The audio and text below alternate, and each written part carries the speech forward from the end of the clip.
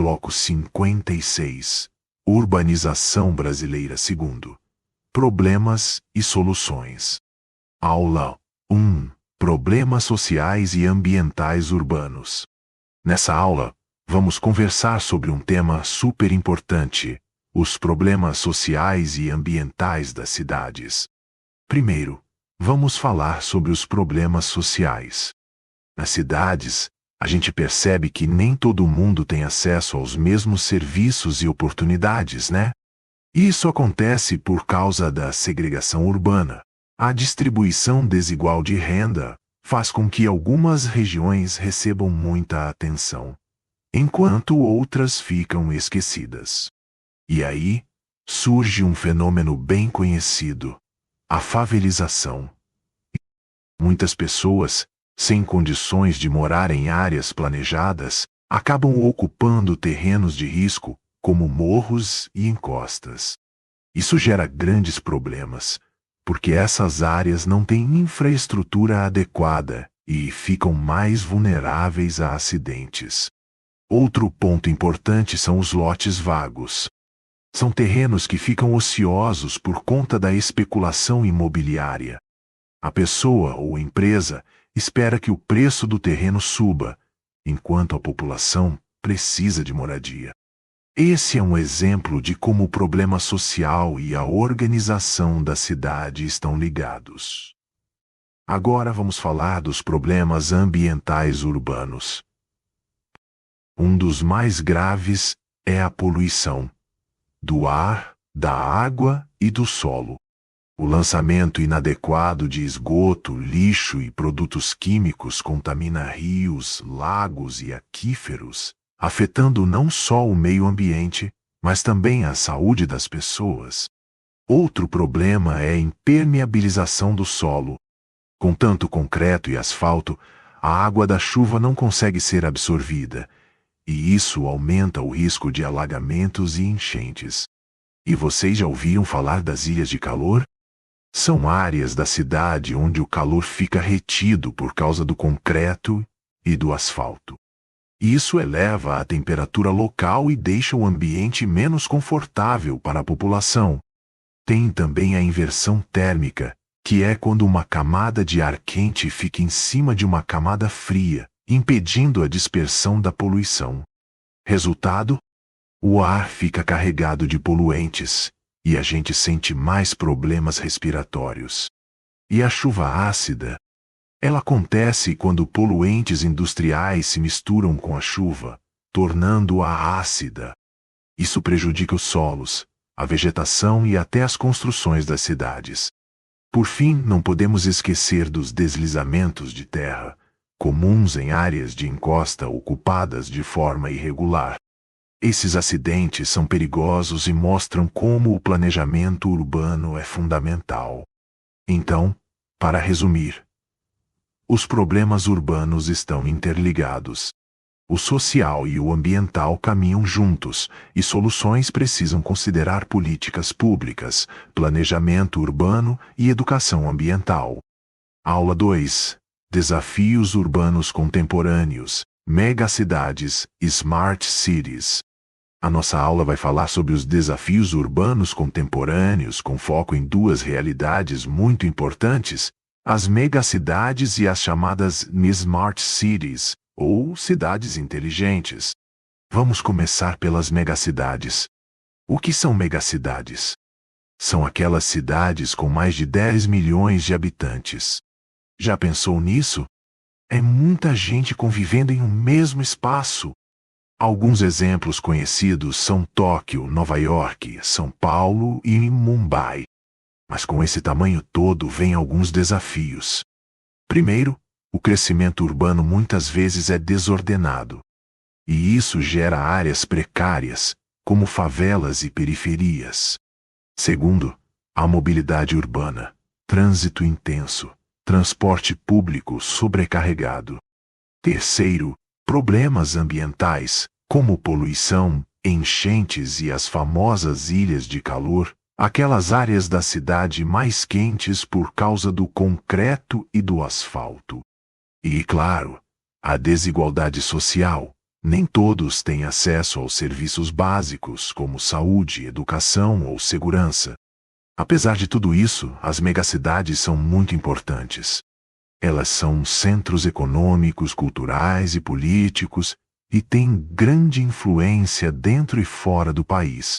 Agora, vamos falar das Smart Cities, ou cidades inteligentes. Aqui, o objetivo é bem diferente: usar tecnologia e inovação para melhorar a vida das pessoas e a gestão da cidade. Isso inclui sensores, internet das coisas, inteligência artificial, tudo para otimizar transporte, energia, água e até coleta de lixo. Um exemplo legal é Singapura, que usa tecnologia para planejar trânsito e recursos. Outro exemplo é Amsterdã, com foco em sustentabilidade e inovação. Mas não é tão simples assim. Há desafios, como o alto custo para implantar essas tecnologias, a exclusão digital de quem não tem acesso, e a dependência de sistemas tecnológicos que precisam ser seguros contra ataques cibernéticos. Então, resumindo, as megacidades mostram os problemas do crescimento urbano intenso e desorganizado, enquanto as Smart Cities apontam soluções tecnológicas e sustentáveis para melhorar a vida nas cidades. Aula 3: Smart Cities, cidades inteligentes. Nessa aula vamos falar sobre um tema muito atual e importante: as Smart Cities, ou, em bom português, as cidades inteligentes. Mas afinal, o que é uma cidade inteligente? Imagine uma cidade que consegue usar a tecnologia para melhorar a vida das pessoas, otimizar os serviços públicos e ainda cuidar do meio ambiente. É exatamente isso que as Smart Cities fazem. Elas combinam informação, comunicação e tecnologia para tornar o dia a dia mais eficiente e sustentável. Vamos por partes. Primeiro, gestão eficiente de recursos. Em uma cidade inteligente, a água, a energia e os resíduos são monitorados de perto. Isso ajuda a evitar desperdícios e a reduzir custos. Depois, temos a mobilidade urbana inteligente. Sabe aqueles aplicativos de transporte que mostram o melhor caminho ou o tempo de espera do ônibus? Ou semáforos que se ajustam ao fluxo do trânsito? Tudo isso faz parte de uma cidade que pensa na mobilidade de forma integrada e eficiente. Outro ponto fundamental é a sustentabilidade. As Smart Cities investem em energias renováveis, criam espaços verdes e trabalham para reduzir a emissão de poluentes. Ou seja, tecnologia e meio ambiente caminham juntos. E claro, tecnologia e conectividade são o coração dessas cidades. Sensores, câmeras, sistemas de dados e até inteligência artificial ajudam a tomar decisões rápidas e precisas, seja para controlar o trânsito, a iluminação pública ou a segurança. Falando em segurança, as Smart Cities também previnem problemas e ajudam a proteger as pessoas. Sistemas de monitoramento permitem agir rapidamente diante de desastres ou situações de risco. Outro ponto interessante é a participação cidadã. Aqui, a tecnologia aproxima o governo das pessoas. Aplicativos e plataformas digitais permitem que o cidadão faça reclamações, sugira melhorias e acompanhe de perto os serviços da cidade.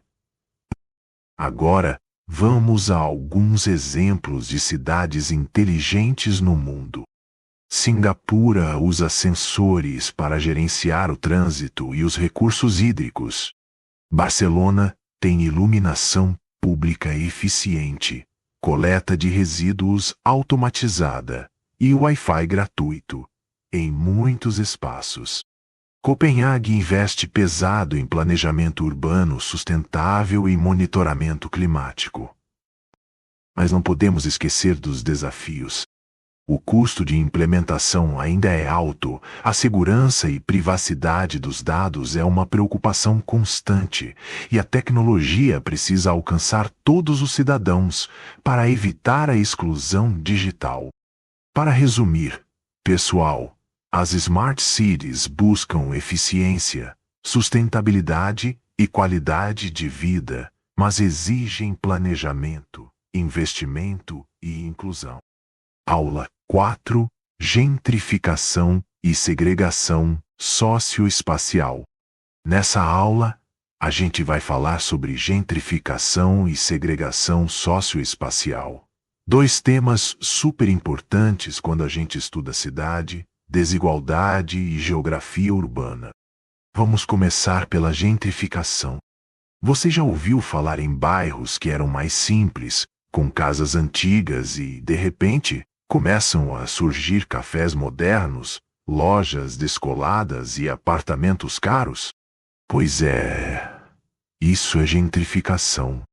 Basicamente, gentrificação é quando pessoas com maior poder aquisitivo começam a ocupar bairros populares, valorizando o local, mas ao mesmo tempo causando problemas para quem já morava lá. Algumas causas comuns: investimentos privados e políticas de revitalização urbana. A busca de quem pode pagar por morar perto de centros com infraestrutura e transporte. Mas atenção às consequências. Muitos moradores de baixa renda acabam sendo deslocados, porque não conseguem mais pagar aluguel ou manter o custo de vida do bairro. O comércio muda. Os botecos e mercadinhos são substituídos por restaurantes e lojas caras. E no fim, o bairro perde um pouco da sua diversidade social e cultural. Agora, vamos falar da segregação socioespacial. Esse é um conceito que mostra como as cidades podem ser divididas por renda e classe social. Ou seja, nem todo mundo tem acesso aos mesmos bairros, aos mesmos serviços, à mesma qualidade de vida. Tem várias formas de segregação. Residencial, quando pessoas de baixa renda ficam concentradas nas periferias, enquanto quem tem mais dinheiro mora em áreas centrais ou valorizadas. Funcional, quando certas áreas da cidade são destinadas apenas a serviços ou comércio, deixando grupos excluídos. E por que isso acontece? Diferenças de renda e poder aquisitivo. Planejamento urbano que muitas vezes não é inclusivo. Mercado imobiliário que valoriza certas áreas e deixa outras desvalorizadas. O efeito disso? São desigualdade no acesso a serviços como saúde, educação e transporte. Poucas oportunidades de mobilidade social. E, claro, conflitos urbanos e marginalização de grupos sociais. Agora vem o ponto importante. Gentrificação e segregação estão conectadas. Quando um bairro passa por gentrificação, as populações de baixa renda geralmente são deslocadas para áreas periféricas, aumentando ainda mais a segregação socioespacial. Então, sempre que você pensar em cidade e desigualdade urbana, lembre, essas transformações não são apenas físicas. Elas também são sociais e econômicas. Compreender gentrificação e segregação socioespacial ajuda a entender os desafios urbanos do mundo moderno e também a refletir sobre como políticas públicas podem tornar as cidades mais justas.